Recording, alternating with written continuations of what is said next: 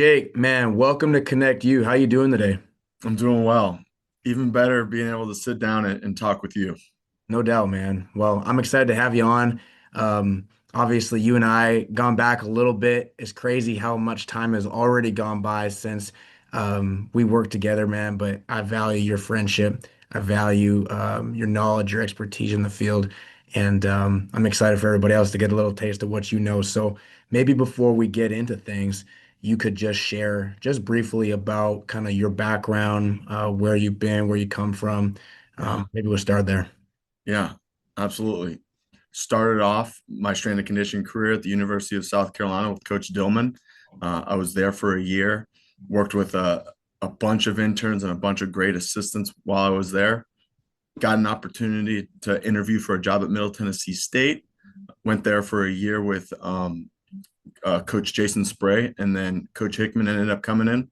After that, I went to UT Martin with Coach Sedegren, where I started my master's in family and consumer sciences. I started off doing nutrition there, but eventually I ended up getting a call from the University of South Carolina, had to leave UT Martin. And then I had to switch up my major. So I ended up getting my master's in something else. Once I went to South Carolina, I spent another 2 years with Coach Dillman, actually 1 year with Coach Dillman. Then Coach Paul Jackson ended up coming in, and I was there for, unfortunately, whenever, Coach Muschamp got fired. This business is, it's about experiences and about who you know. And, if a head football coach ends up leaving or getting fired with whatever it may be, you end up leaving or having to find a new home. So Coach Muschamp got let go in the middle of the season. Um, Eventually ended up interviewing with Coach Garasio down at FAU. Coach Garasio had worked with Coach Jackson at Ole Miss for about 4 or 5 years. Got an interview, got plugged in with Coach Joey, went down to Boca Raton, Florida, spent about a year and a half there, worked with another group of young strength coaches and interns that influenced me very highly. Then ended up getting a call to go to Washington State. Uh, Went to Wazoo, spent 3 years there. Coach Dwayne Bradshaw hired me at Washington State. Um, Coach Bradshaw ended up getting let go because of Coach Dickert got promoted to the head coach. Then Coach Ben Anakioni came in. Coach Anakioni interviewed me and was blessed to stay on staff at Wazoo. And then Coach Dickert got the job here at Wake Forest in January. Um, I've worked with unbelievable coaches, worked with unbelievable athletes my entire career. I'm very thankful for my experiences with them. Nothing that we are going to talk about today is something that I've came up with on my own. I've been a strength coach for 10 years. I've worked for 9 different directors. I've seen it a lot of different ways, and I'm very thankful for my experiences. So a lot of the stuff that I'll be speaking about today is on my experiences with those coaches here at Wake Forest. Worked for Coach Ben Anakioni. Anyone that's worked for him or with him knows he's the salt of the earth. He's one of the best men that I know, and really helps me and mentors me on the spirit of my life and how I should really think about situations when it comes to coaching and when it comes to being around high level athletes and high level coaches. We have 3 other assistants here with us. Coach Tristan White, he came with us from Washington State. Unbelievable resource when it comes to overhead athletes, training quarterbacks, and sports science. Coach Tariq Muse is also here. We kept him on staff from the prior Wake Forest staff. Been everywhere, worked with a bunch of really high level athletes and coaches. Really fun to be around every day. Strong as all get out. And has a really good discipline and aura about himself. And then we have Coach David Terrebonne. He came with us from Washington State as well. Coach T-Bone's been at some really big places, unbelievable with relationships, unbelievable in mentoring our younger strength interns. And, here at Wake Forest, gotta give a shout out to the school. It's a small little private school in Winston-Salem, only about 6,000 students. We have everything that we need, all the resources. Unbelievable kids go here. They're super intellectual, super smart. It's been like a really big culture shock for me coming from South Carolina, FAU, and Wazoo, where they're just a bunch of football players, guys that want to play football, guys that come here to Wake Forest. They want to to have a degree. They want to go on and do things in business and finance and really impact the world in different ways other than football once their football career is over, of course. So my conversations and coaching abilities have definitely changed and been tweaked coming here, but they're unbelievable kids. They will run through a wall if we ask them to. And I think most importantly, I'm married to a beautiful woman named Ashley. We met throughout the course of our career. She was a softball coach at Middle Tennessee State. Did long distance for 5 to 6 years, and eventually, when I went to FAU, she came along with me. We're expecting our first child in about 3 weeks. Beautiful little girl. We're excited to meet her. Um, and yeah, I'm super blessed and super thankful for the life that I have right now. And then lastly, I'm only doing this because, I know you and I know what you're about as a person and as a man. And everyone that's listening to this should know that Tyler Henry is one of the best coaches and best men in this business. And he will do anything for you. He will take the shirt off his back to help you out. And that's why I'm doing this, because you're a great guy, you're a great coach, and I know what your why is. And it's not just to win games and make money, it is to affect the young men's life that you are around every day. And yeah, that's why I'm doing this. That's my background. That's where I've been and why I'm doing it. Man, I appreciate it. And Yeah, one thing I always appreciate about you, Jake, man, is top-notch humility. You're a humble guy, but one thing that anybody who knows you knows is that you're also a jack of all trades and you've got a lot of right. skill sets. And Yeah, there's a lot of things you've had a chance to really home in on, niche yeah, to. So let's lean into that just a little bit. Like, yeah, could you tell us just a bit about like what your role currently looks like in terms of what you really take ownership of yeah. and what your specialty currently is. Yeah, so I'm the associate director of strength and conditioning here. That really doesn't mean anything. That's just a title. I really oversee the different aspects of our training and our day-to-day operations. At Washington State, I was in control of everything between the recruiting the interns, educating the interns, the return to play process, all of the different technologies, the force plate, the catapult, the different tendo systems. I was really involved with that, and everyone just came to me. I was giving the reports out. I was instructing the interns what to do. I was heading up the return to play with meeting with the PT and ATs on staff. But since coming here, Coach Ben has really challenged me to take a step back and delegate a little bit more of those responsibilities. So I do have my main premise here is all of our on-field sprinting, conditioning, change of direction type metrics. I will be involved in writing the program for our field stuff. I'm very involved with like our catapult GPS metrics, giving the coaches information, posting and reporting to them on where our athletes are at and where they're at currently with their volumes, with their loads, with their densities.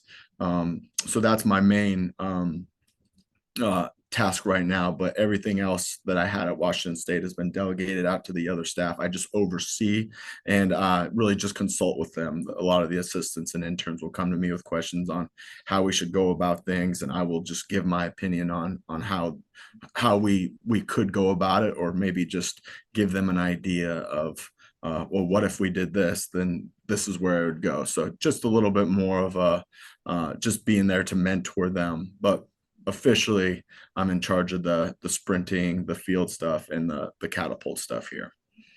Awesome. So today, my hope was we could dive into, sports specificity, Yeah, figuring out where on the continuum, all these different training modalities fall, how to better understand these things, general to specific and time of the year. So first thing I want to ask you, Jake, is just, you know, in your experience, like, how do you make sense of general strength training when it comes to football, and where do you feel like it fits? What's the level of importance to you as a coach?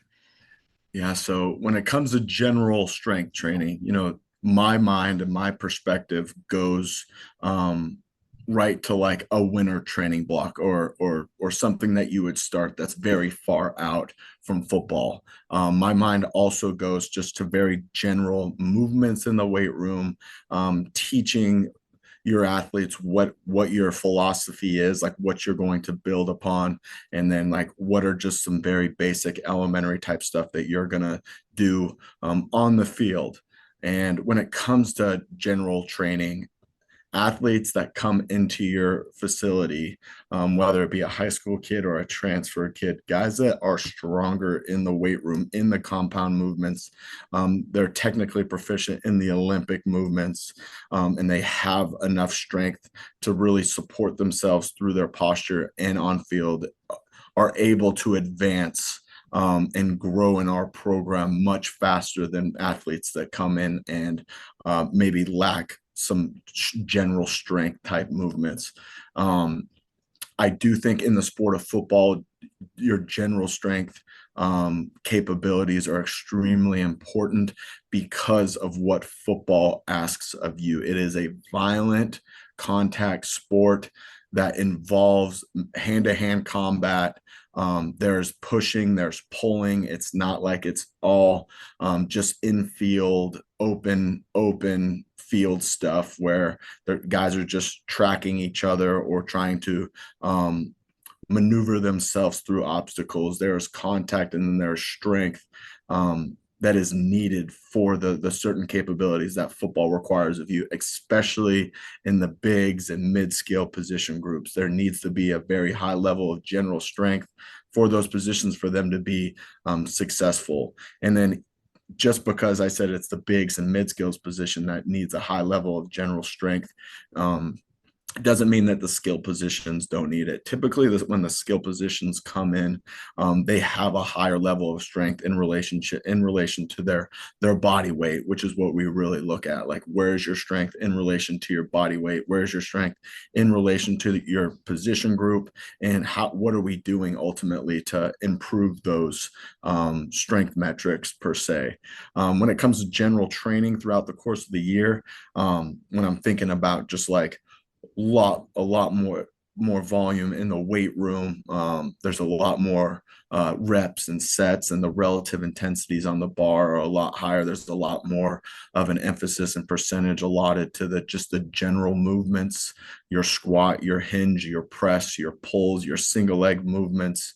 There's going to be a bigger emphasis for those types of movements in the winter training, but you still need to hold on to those capabilities through spring ball, through in-season training. And so the general aspect of training is throughout the course of the year. You still need to be able to squat. You still need to be able to pull the bar off the ground, hinge, push, pull, and go through different types of single leg aspects, whether it be sagittal, frontal, plane. So in terms of general training, it's really all year.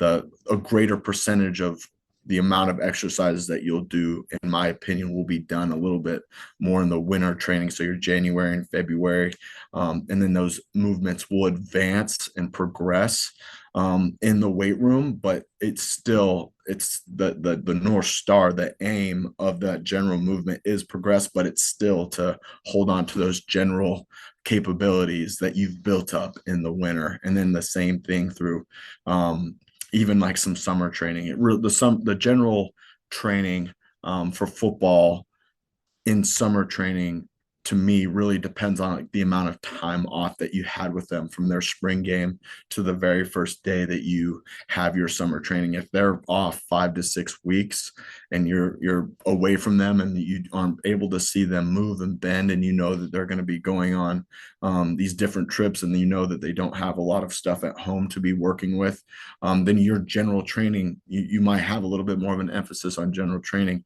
even in the summer, probably more than what you'd like to. So general training is everything when it comes to the sport of football, because football is so specific in its own thing, and they're doing so much football to begin with. Holding on to those strength capabilities and movements are very important just from the athlete standpoint. Great answer. I know you hit on this a little bit in the midst of your answer, and you talked about being strong enough. Yeah, And I think that the answer to that question has changed so much over time, right? yeah, Think back to yeah, when we right, first got in this thing, right? And what we right. used to think was strong enough. and now what people are saying is strong enough versus probably what the kids think now are strong Yeah. enough. Like in your mind, how do you make sense of that? Like where's your thought process in terms of, well, how do I quantify strong enough? You did talk about the differentiation between, Yeah. genres of athlete, right? Your bigs, your big skill, and your skill guys. Do you have anything that sort of, I guess gives you direction in terms of, when an athlete has really kind of gotten to that point, maybe where programming changes or the emphasis changes, maybe they graduate from, Yeah. developmental to vet. Like, what does that look like to you? Yeah, I definitely there when in the winter, that's your time to build monsters. So to me, like there's really not a time to get them strong enough. Um, I guess it really just depends on the amount of time that you have with the athletes and the resources that you have um, to be able to graduate them from one block to the next. So when it comes to the question, is there such thing as strong enough? I do think that there is something that is strong enough. And I really look at it more in terms of the skill and maybe some of the mid-scale positions that require just a little bit more stretch shortening rate of force type of um, metrics and maneuvers within their position that they really need to get away from some of the slow moving barbell stuff and get to some more rate of force elastic type of movements in the weight room to really put their athletic model in the best position to help them on the field. When it comes to like where would I go with the too strong or is he strong enough? I think it's just really important for strength coaches to find to track number one and to record and to just store a lot of information on athletes, like what is their back squat in relation to their body weight. Same athlete, what is their power clean in relation, what is their bench press in relation to their body weight, and then how is this athlete performing in football and on the field. Okay, we have a strength base, he's already squatting 2.5 body weight, he's already cleaning 1.5 body weight. This guy is like really strong, and I'm just throwing out numbers there, but it's important to like know the relationship with those two, because typically the really strong athletes, they're going to be some of your best accelerators, some of your best jumpers.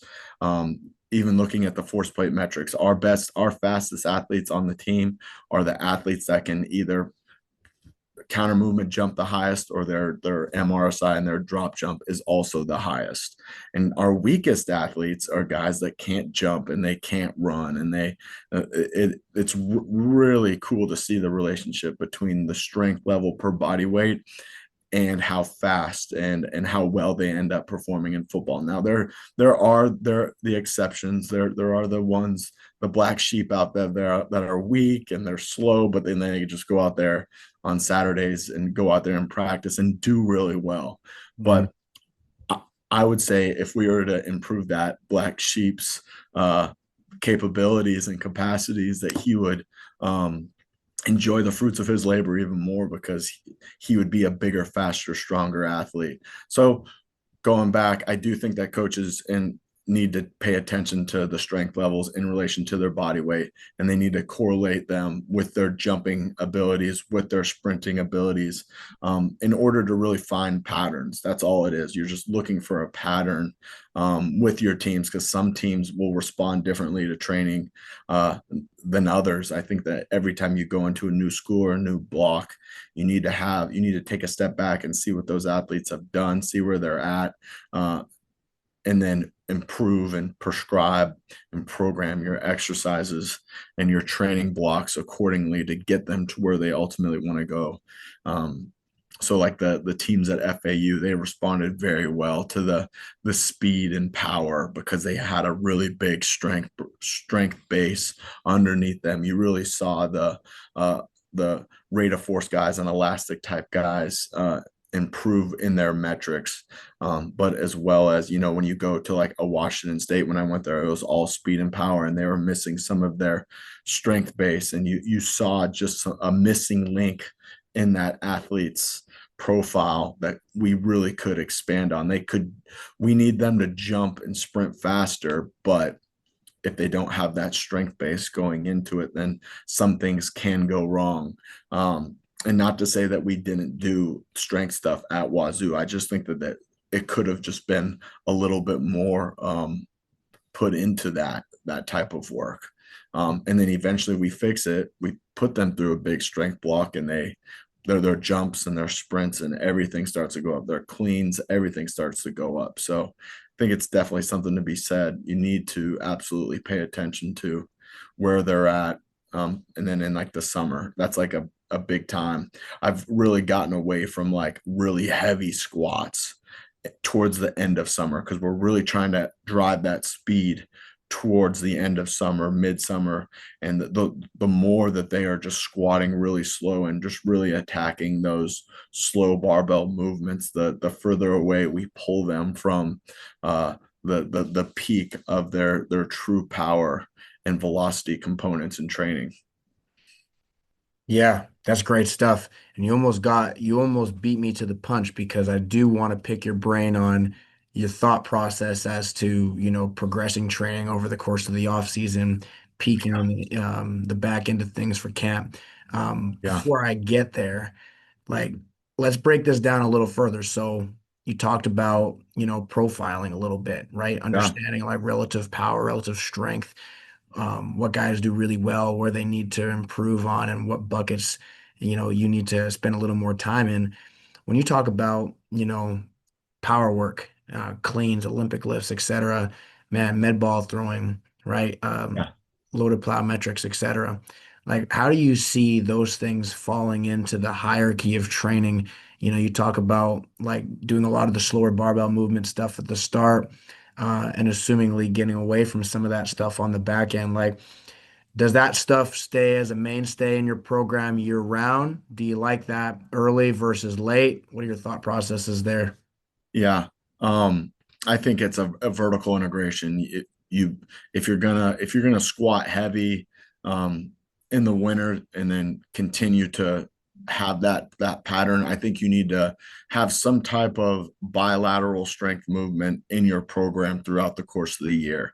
The mode will change, the volume will change when you're doing it throughout the week, and how you pair it with your field work will change. But the same thing with like your Olympic lifts, your med ball throws, your jumping, you're doing all of that year round. Just the allotment of volume and time you spend on those is what changes.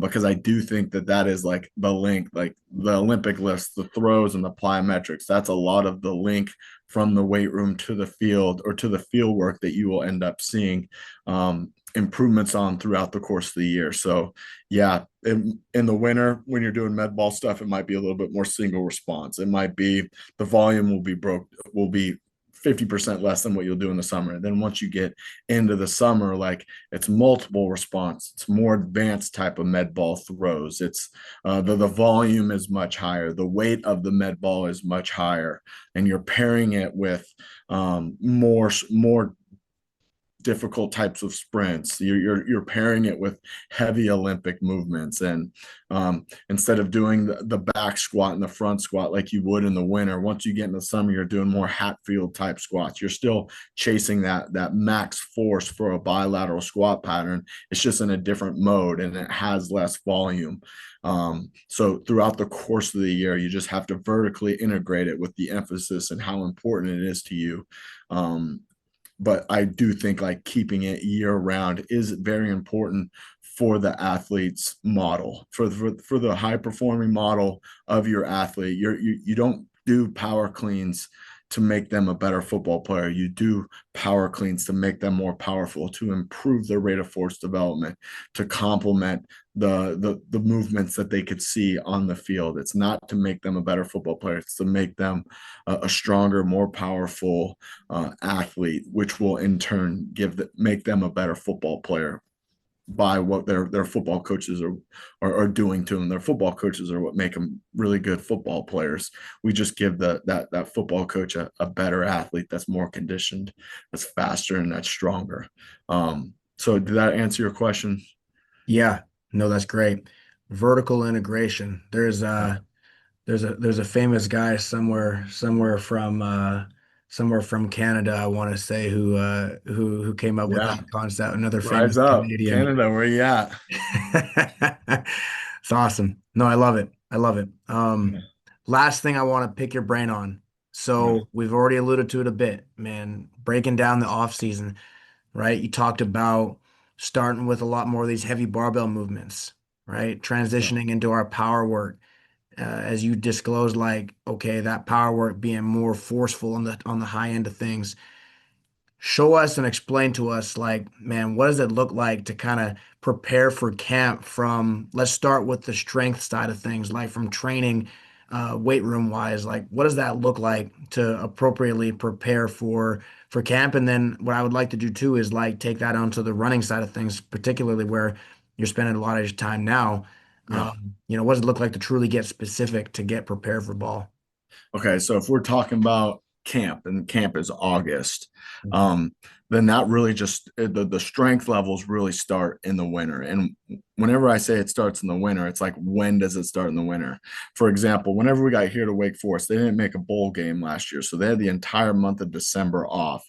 So when we came in and we had our first day or our first week of training with the guys, we had to understand that they hadn't trained in the weight room or on the field in the last 5 to 6 weeks. We also have to understand that the former strength and conditioning staff did not do a lot of the stuff that we did. And we also had to look at the age of what the athlete was. Do we have a bunch of old guys, 5, 6 year guys? Do we have a bunch of young guys? Like, where is the training age of our current team? So once you look at those three things, then it really brings to light like what we could do.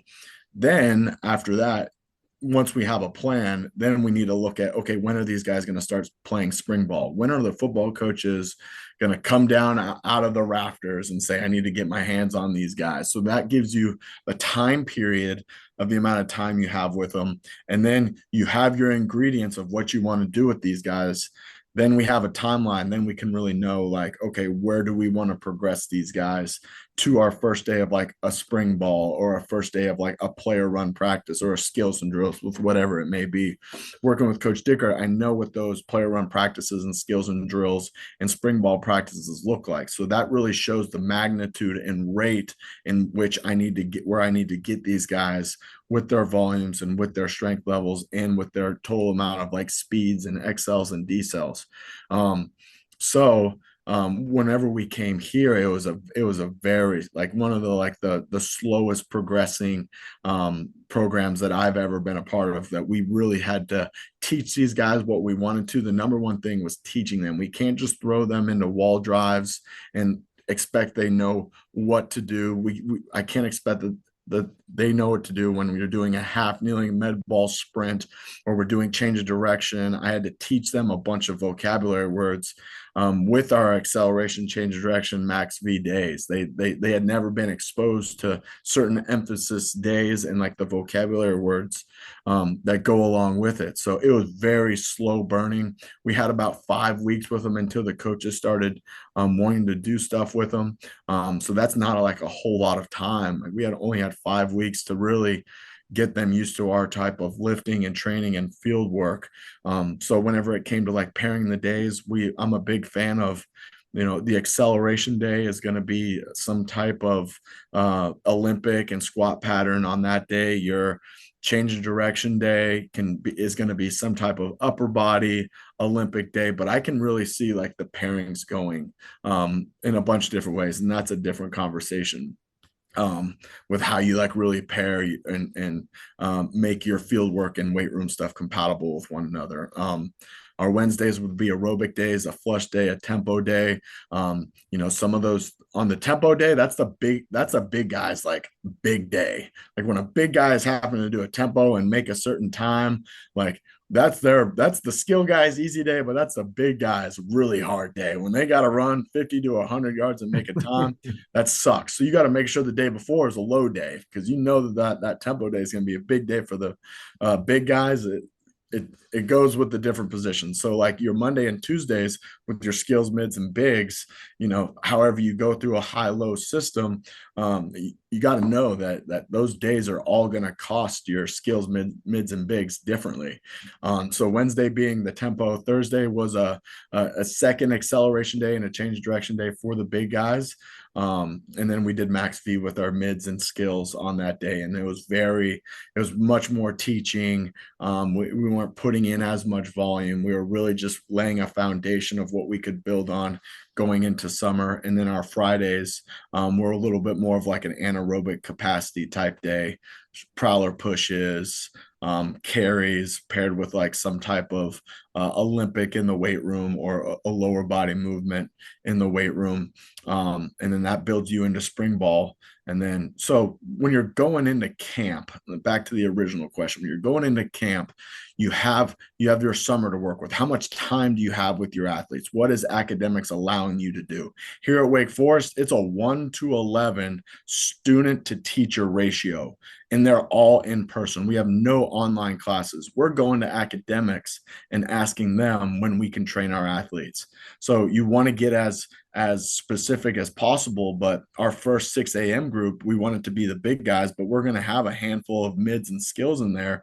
Then you, as a coach, you have to be smart about like the stations and programming you do for those mids and skills, because they're not ultimately going to be in the main program that the other mids and skills are doing that don't have class at 8 o'clock. So when you're building them up into the camp, you're really going to rely on a lot of the strength levels that you had in the winter. Spring ball, we go practice lift, practice lift, practice lift, so we can drive strength in spring ball to really push some of those strength levels and capacities that we had in the winter to hold us off into the summer. This summer that we had 4 weeks off from the guys. So they went home. We gave them a program, but like when you have a month off from your coaches, like they came back and we had to go back to week 3 or week 4 of the winter of what we were doing in terms of teaching. There's going to be a lot more volume of it. There's going to be a little bit more of an emphasis on the drills that we are doing. So maybe instead of a 5-yard decel, a 10-yard decel, maybe instead of 2 90-degree cuts with your left leg, we're going to do 3 or 4. So we went back to the teachings of week 3 and 4 in the winter. We just added more volume because we know fall camp 1 is going to look a lot different than spring ball 1. There's going to be a lot more volume. Sure. So we take that strength level that we got in the winter and the spring, and we hold on to it for about 2 to 3 weeks in the summer. We're still lifting heavy. We're still doing our bilateral squats, our really heavy RDLs, our very basic compound lifts, but then eventually it just turns into a little bit more of a faster work and more Olympic work and more plyometrics. Instead of it being 20% of our volume is going to squats and pulls in the weight room, it might go down to 10. And then we are going to increase the total amount of single leg work and Olympic work that we do. Like instead of it being 10% on Olympic and plyometrics, that's going to go up to 20 or 25% of our total volume through the course of the summer and then going into the fall camp. We're a big with the skills in the mids. Like I said, we're going to squat them heavy for like 2 to 3 weeks in the summer. And then after that, it's going to go to a little bit more heavier single leg type squats, more step ups, more Olympic work. Because we really want to peak them and have them running their fastest 2 to 3 weeks out of camp. So we do that with the skills in the mid. The big guys will squat and pull and hinge heavy throughout the summer, because we really think that the stronger the big guys are, the better that they'll do in their sport, especially in fall camp. They're still going to run. They're still going to do different types of conditioning and sprinting, just not as much.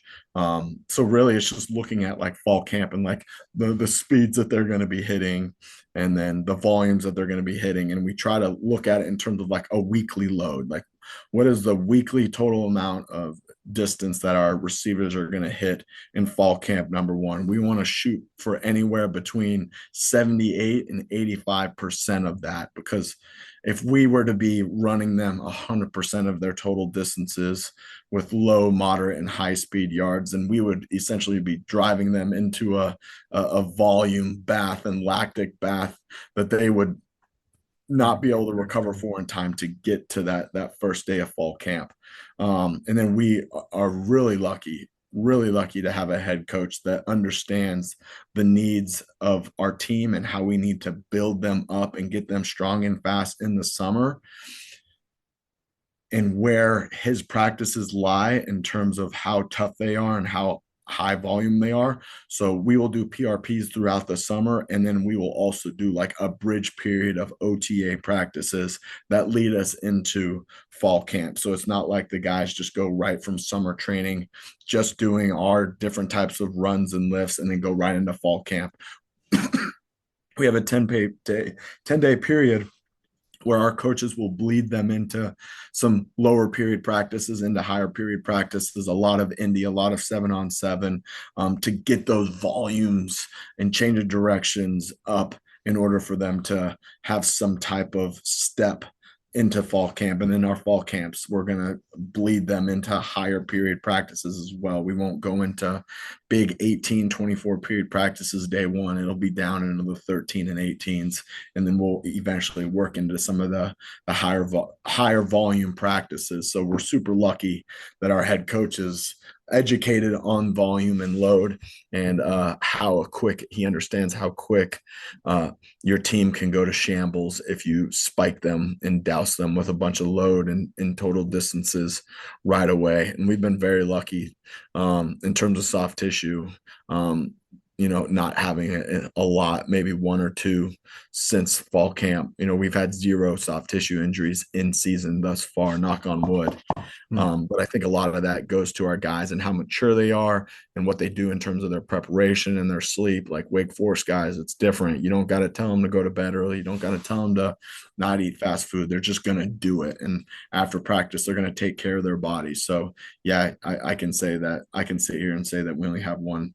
We've only had two soft tissues since camp, but a lot of it comes down to the maturity of our athletes and what they do for their bodies. So, keeping them strong through. We are going to max out on cleans and bench press at the end of summer. Those are the two big ones for the skills and the mids. But the big boys, they're going to squat heavy through the summer. We're not going to max them out, but we're going to go up to 90-95% and use our perch technology to estimate a new max moving into it. So Phenomenal. Phenomenal. Well, that is awesome, man. And I think you did an amazing job summing that up, man. I know you could talk about this kind of stuff forever, and I yeah, could too. sorry it took so long. Man, I know we need to get you on this thing again and continue to Yeah, let you share because you yeah, have a wealth of knowledge, man. I very much appreciate the time you made to speak with us today. absolutely. Share a little bit about what you do know, Coach. Yeah, I appreciate you, man, as a thank friend you. and as a colleague. So Thank you so um, much. we'll be in touch. We will. Thank you so much. Please reach out if you have any questions, if you're listening. I'm on Instagram, Coach Beckett _. Hit up Coach Henry if you need my email or phone number. Awesome. Thank you, Coach. Peace, guys.